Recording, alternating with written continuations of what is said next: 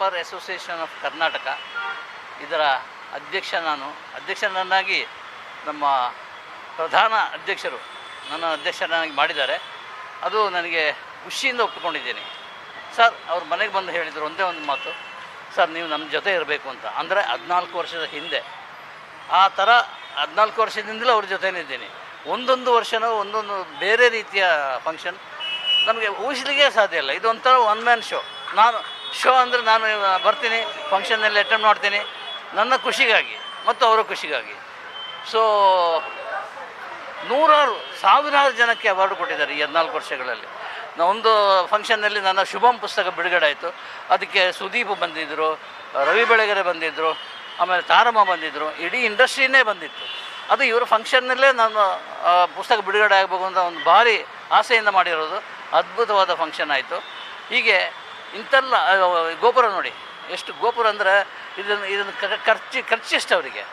ಆ ಖರ್ಚಿಗೆ ಭಯ ಬಿದ್ದು ಅವ್ರೇನು ಹೇಳ್ತಾ ಇದ್ದಾರೆ ಅಂದರೆ, ಈ 14 ವರ್ಷದೇ ನನ್ನ ಕೊನೆಯ ಸಮಾರಂಭ, ಇನ್ನು ನಾನು ಮಾಡಲ್ಲ ಅಂತೇಳಿ. ಆದರೆ ನಾವಿದ್ದೀವಲ್ಲ, ನಾವೆಲ್ಲ ಬಿಡಲ್ಲ ಆಗಿರಲ್ಲ. ಏನಾದರೂ ಅಲ್ಲಿ ಇಲ್ಲಿಂದ ಹೊಂಚಿ ಹಾಕ್ಕೊಂಡು ಎಲ್ಲಾದರೂ ದುಡ್ಡು ಪಡ್ಕೊಂಡು ಇದಕ್ಕೆ ದುಡ್ಡು ಬೇಕು, ದುಡ್ಡು ಮುಖ್ಯವಾಗಿ. ಆನೆಯನ್ನು ತರಿಸೋದು ಹುಡುಗಾಟ ಅಲ್ಲ. ಆನೆಂದು ಎಲ್ಲೋ ಶಿಬಿರದಿಂದ ತರಿಸ್ಬೇಕಿದ್ರೆ 25 ಕಡೆ ಪರ್ಮಿಷನ್. ಆ 25 ಕಡೆಯೂ ಈ ಮನುಷ್ಯ ಪರ್ಮಿಷನ್ ತೊಗೊಂಡು ಕರ್ಕೊಂಡು ಬರ್ತಾನಂದರೆ, ಈ ವರ್ಷ 2 ಆನೆಗೆ ವ್ಯವಸ್ಥೆ ಮಾಡಿದರು. ಬಟ್ ಒಂದು ಆನೆ ವ್ಯವಸ್ಥೆ ಆಗಿಲ್ಲ. ಒಂದು ಆನೆ ಇಲ್ಲಿ ಬಂದು ನಿಂತ್ಕೊಂಡಿದೆ. ಬಂದ ಅತಿಥಿಗಳಿಗೆ ಒಂದು ಮಾಲೆ ಹಾಕಿ ಸ್ವಾಗತಿಸುವುದು ಇದೆಯಲ್ಲ, ಒಂದು ಅದ್ಭುತ ಕಲ್ಪನೆ. ಒಂದು ರೀತಿಯಲ್ಲಿ ಇಂಥ ಒಂದು ಸಮಾರಂಭಕ್ಕೆ ಸಂಬಂಧಪಟ್ಟು ಇವರು ಕನಸುಗಾರ ಅಂತೇಳಿ ಹೇಳ್ಬೋದು. ನಾವು ಯಾವ ಕಾರಣಕ್ಕೂ ಈ 14 ವರ್ಷದ ಕೊನೆ ಕಾರ್ಯಕ್ರಮ ಅಂತ ಹೇಳಲಿಕ್ಕೆ ನಾನಂತೂ ವೈಯಕ್ತಿಕವಾಗಿ ರೆಡಿ ಇಲ್ಲ. ನಾನು ಅವ್ರ ಜೊತೆ ಇದ್ದೇನೆ.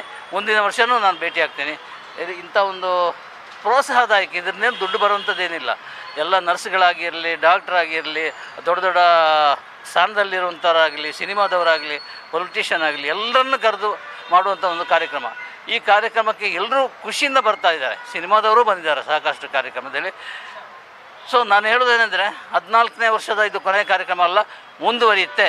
ಅವರನ್ನು ಮುಂದುವರಿಸುವಂಥ ಒಂದು ಹಿನ್ನೆಲೆಯಲ್ಲಿ ನಾನು ಇದ್ದುಕೊಂಡು ಅವ್ರಿಗೆ ಸಪೋರ್ಟ್ ಮಾಡ್ತೀನಿ ಅಂತೇಳಿ ಹೇಳಿ ನನ್ನ ಈ 2 ಮಾತನ್ನು ಮುಗಿಸ್ತೀನಿ. ಇವತ್ತು ನಮ್ಮ ಶರಣ ಅವರು, ನಮ್ಮ ಮಿತ್ರರು, ಅವರು ತಮ್ಮ 14ನೇ ವರ್ಷದ ಈ ಕನ್ನಡ ರಾಜ್ಯೋತ್ಸವ ಸಮಾರಂಭದಲ್ಲಿ ನನಗೆ ಗ್ಲೋಬಲ್ ಅಚೀವ್ಮೆಂಟ್ ಅವಾರ್ಡನ್ನು ನೀಡಿದ್ದಾರೆ.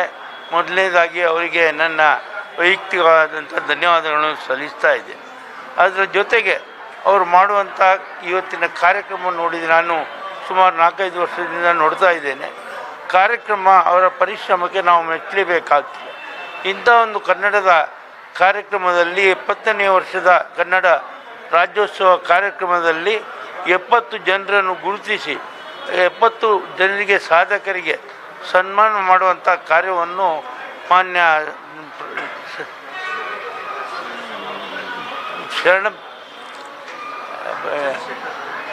ಚಂದ್ರಶೇಖರ್ ಇದ್ದಾರೆ, ಎಲ್ಲರೂ ಇದ್ದಾರೆ, ಎಲ್ಲರ ಹೆಸರು ಬೇಡ. ವೇದಿಕೆಯಲ್ಲಿ ಹಿರಿಯ ಗಣ್ಯರನ್ನು ಕೂರಿಸಿಕೊಂಡು ಎಲ್ಲರನ್ನು ಗೌರವಿಸುವಂಥ ಕೆಲಸವನ್ನು ಮಾಡ್ತಾ ಇದ್ದಾರೆ. ಅದನ್ನು ಮೆಚ್ಚಬೇಕು. ನಾವು ಅವ್ರ ಜೊತೆ ಇಂಥ ಕಾರ್ಯಕ್ರಮಗಳಿಗೆ ಕೈ ಜೋಡಿಸಬೇಕು ಅನ್ನೋಂಥದ್ದನ್ನು ಹೇಳ್ತಾ ಇದ್ದೇನೆ. ಕನ್ನಡವನ್ನು ನೆನಪಿಸಿಕೊಂಡು ಕನ್ನಡದ ಜನರಿಗೆ ಒಂದು ಅವಾರ್ಡನ್ನು ಕೊಡುವಂಥ ಕೆಲಸ 14 ವರ್ಷದಿಂದ ನಡೆಸ್ಕೊಂಡು ಬಂದಿದ್ದಾರೆ. ಅದು ನಿರಂತರವಾಗಿ ನಡೆಯಲಿ.